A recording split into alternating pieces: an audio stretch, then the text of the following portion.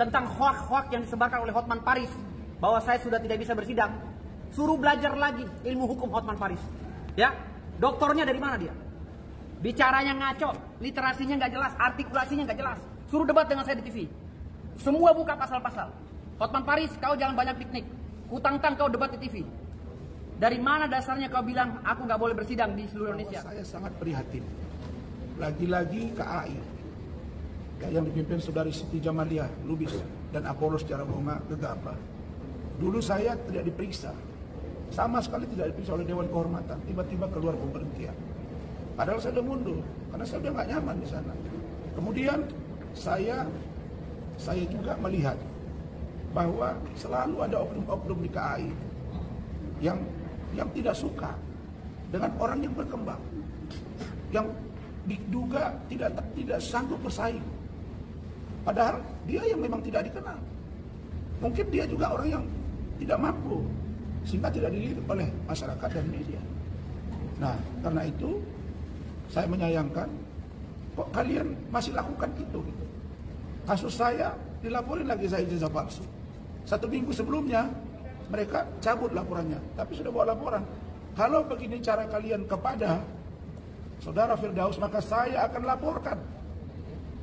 Saya akan segera laporkan. Tadi saya menahan diri. Saya akan laporkan Siti Jamaliah, Apollos dan orang-orang, termasuk Petrus Palapationa, yang mengatakan pernah di satu media mengatakan dia bahwa saya dikatakan ijazah palsu. Itu sudah SP3.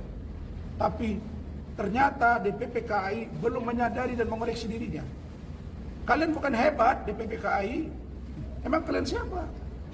Ya, untuk membeli, ya, lelang saja untuk Pak Indra Sanul Lubis berat. Saya yang didorong-dorong, saya tunjuk tangan. Saya harus bayar itu 40 juta. Foto itu masih saya simpan. Kalau hidup Pak Indra Sanul Lubis, gak akan seperti ini DPP KAI, ya, Rinda. Kenapa? Karena beliau orangnya gentle. Jadi untuk Firdaus, saya merespon, menyayangkan. Kami baru merespon kemarin, dan dia sudah bilang, Bang, saya ini lihat aja, Adinda pasti dipecat. Enggak, nanti saya dipanggil pemeriksa, diperiksa Bang. Enggak, benar kan? Belum pernah diperiksa kan? Ternyata sudah diberhentiin. Dan kalian jangan lupa, banyak yang menampung dia ini. Sudah 7 organisasi advokat. Sama dengan saya dulu 3, dia 7. Dilihat dong, didengar dong dari anggota. Masa nggak belajar? Kau apa rupanya yang kau buat rupanya di DPP KAI itu? Kepada anak buang. Jadi saya kira itu dari saya, dan saya menyayangkan, dan jangan takut, jangan gentar. Tapi karena kalian ceroboh yang kedua kali terhadap anggota kalian, maka saya akan laporkan sebagai laporan balik terhadap apa yang kalian lakukan kepada saya. Silakan Bung Lecu, Ketua. Ya, artinya kedatangan kita ke sini. Kedatangan kita ke sini, ya, yang pertama-tama adalah kita menindaklanjuti tragedi yang terjadi di tanggal 6. Tanggal 6 itu waktu sidang itu yang dipimpin oleh ketua majelisnya bernama Ibu Sofia Tambunan, ya kan, yang memimpin sidang. Nah, kita kan sudah 4 kali sidang, ya. Kita sudah 4 kali sidang. Dari awal sidang, permohonan kita adalah live, yaitu permohonan sidang terbuka untuk umum, dan langsung disetujui oleh ketua pengadilan, terbuka untuk umum, dan sudah berlangsung 4 kali sidang kita. Ya, ini sudah berlangsung 4 kali loh, ya. Ini saya pertegas, ya. Tiba-tiba di hari sidang Hotman Paris datang, ya kan, tanpa ada permohonan loh, saya kasih tahu loh, ya. Gak ada permohonan, tiba-tiba keluar yang namanya penetapan majelis hakim, karena katanya majelis hakim telah berdiskusi dan hasilnya adalah sidang khusus hari di mana Hotman diperiksa tertutup untuk umum. Nah, ini saya anggap sudah, ya, dugaan saya loh, ya. Ya, majelis hakim telah menerima sesuatu. Ini jelas, ya, kita bukan orang baru di dunia advokat ini, ya kan?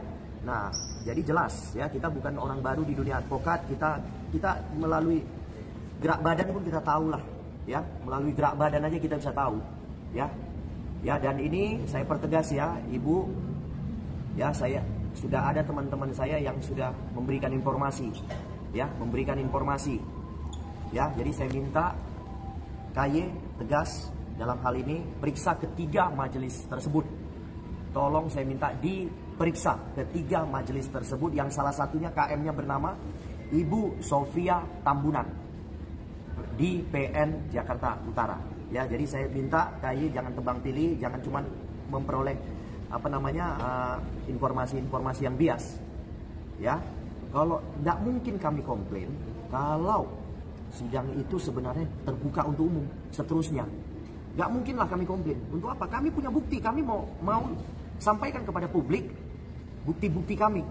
Kita terdakwa loh, kita mendampingin terdakwa. Terdakwa aja nggak takut, kenapa pengadilan takut? Ya kan, menutupi boroknya Hotman Paris. Kenapa ini? Ada apa gitu?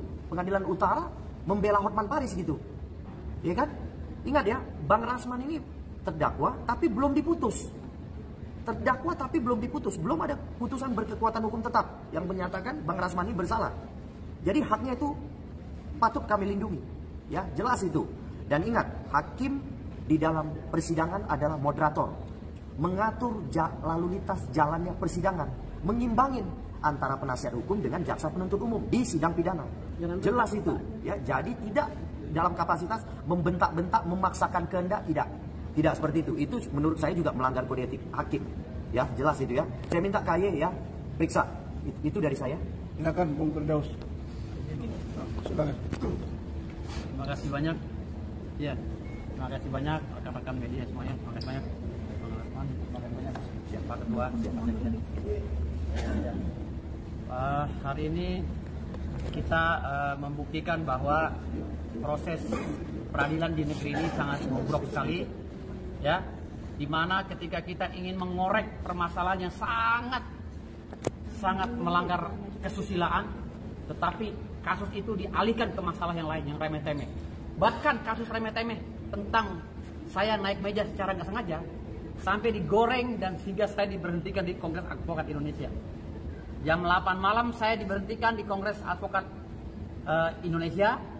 Jam 5 subuh saya sudah ditelepon oleh 3 organisasi advokat. Di antaranya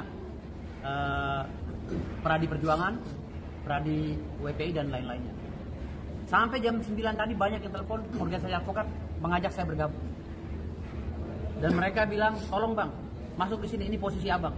Ini posisi Abang." Akhirnya karena Feradi WPI yang menghubungi saya dengan sungguh-sungguh dan memberikan jabatan saya sebagai ketua DPD Banten di Feradi WPI, akhirnya saya terima. Dan hari ini saya resmi menjadi anggota Feradi WPI. Dan tentang hoak-hoak yang disebarkan oleh Hotman Paris bahwa saya sudah tidak bisa bersidang, suruh belajar lagi ilmu hukum Hotman Paris. Ya, doktornya dari mana dia? Bicaranya ngaco, literasinya nggak jelas, artikulasinya nggak jelas. Suruh debat dengan saya di TV. Semua buka pasal-pasal. Hotman Paris, kau jangan banyak piknik. Kutantang kau debat di TV. Dari mana dasarnya kau bilang aku nggak boleh bersidang di seluruh Indonesia? Jangan fitnah, ya. Jangan fitnah Hotman Paris. Ya, kau membuat ujaran kebencian dan menghasut orang agar membenci saya. Ya, nanti akan saya buat perhitungan sama kau. Ya. Dan untuk Kongres Advokat Indonesia, khususnya Ketua Umum, saya terima kasih selama ini telah mempercayai saya sebagai anggota Kongres Advokat Indonesia sudah 9 tahun. Untuk jajaran pengurus juga saya minta terima kasih dan minta maaf atas kesalahannya kaitan dengan plus minusnya perjalanan. Saya tidak bisa buka di sini karena saya orang yang sangat berterima kasih pada Kongres Advokat Indonesia. Jadi itu aja, masalah tindakan-tindakan lain nanti akan saya perhitungkan khususnya kepada Hotman Paris. Silakan Bu Ida. Saya juga minta maaf kepada Ketua Pengadilan Jakarta Utara, minta maaf juga kepada Komisi Yudisial, minta maaf juga kepada Bapak Ketua Mahkamah Agung, Bapak Kepala Kejaksaan Republik Indonesia, dan khususnya saya meminta maaf kepada Bapak Yang Mulia Presiden Republik Indonesia Jenderal Haji Prabowo Subianto. Terima kasih banyak. Selamat pagi. Saya kaget. Selamat pagi ya. Saya kaget kok tiba-tiba Kongres Advokat Indonesia memberhentikan dengan tidak hormat Pak Firdaus dengan alasan yang belum mereka ketahui yang sebenarnya. Seharusnya dimanapun, apapun kesalahan kita harus ada klarifikasi, harus ada.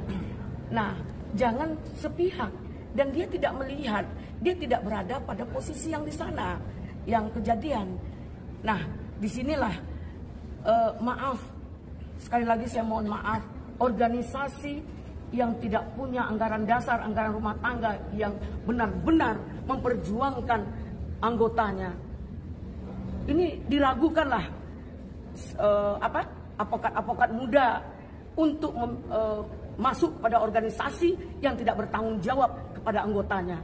Seharusnya dia panggil, dia pertanyakan, dia bela jika dibawa sidang etik, jika tidak bersalah, jika tidak disengaja atau memang menginjak-injak, berikan dia sanksi. Jangan harus dipecat. Ini apaan ini? Seolah-olah asal ada kasus Hotman Paris dipecat gitu. Jadi hari Minggu pula dipecatnya. Berarti tidak bermutu organisasinya. Minggu malam pula dipecatnya. Orang lagi liburan. Kantor buka malam Minggu malam. Inilah seolah-olah ada pesanan mereka menghalalkan segala cara ketika ada pesanan tersebut. Di mana aturan yang mereka pegang? Di mana nurani yang mereka pegang? Organisasi advokat itu sudah lama ya, tapi kok makin ke sini makin tidak profesional gitu. Yang kedua, saya sampaikan kepada Pak Hotman Paris, jangan terlalu mendiskreditkan persoalan ini. Bisa-bisa berbalik. Kita minta sidang terbuka itu, yang minta tergugat loh, terdakwa loh yang minta. Seharusnya Pak Hotman yang minta kepada hakim agar perkara ini dibuka dan terbuka untuk umum, bahkan live, agar tahu. Nggak usah panggil Bapak Hotman lagi, Hotman aja udah, ngapain panggil Bapak. Jadi di sini kita melihat sepertinya dia melakukan hukum ini sebagaimana pesanan dia, indikasi ya. Nah, arogansi yang dilakukan oleh ibu hakim tersebut hanya menutup-nutupi apa yang sudah dia dealkan. Sepertinya seperti itu. Intinya begini, peristiwa ini adalah peristiwa pemotongan taringnya Hotman yang selama ini sombong, sekarang di pengacara hebat. Dia saya hantam di pengadilan.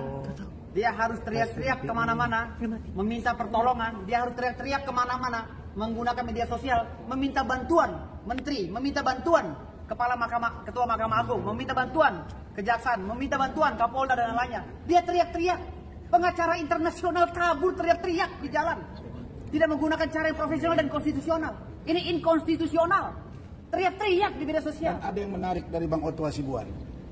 Bang Otto mengatakan bahwa kalau ada seseorang melanggar etik, itu disampaikan ke organisasinya, bukan bicara di media sosial. Justru yang bicara di media sosial itulah yang melanggar etik. Nah. Jadi kami minta Dewan Pengacara Nasional, tempat Hotman sekarang, yang dia juga sudah dipecat. Ya. Hotman Paris sudah dipecat oleh Peradi yang dipimpin Pak Otto Hasibuan. Ya. Pak Otto Hasibuan itu pernah nelpon saya dari Amerika, silakan. Tanya kalian dia bilang lawan Hotman.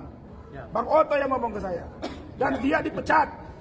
Ya, Hotman itu dipecat.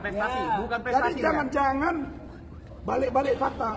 Dan Bang Otto bilang ya bahwa seseorang yang menyampaikan keberatan dan tingkah laku orang advokat yang katanya melanggar etik disampaikan melalui media sosial, itu adalah pelanggaran etik.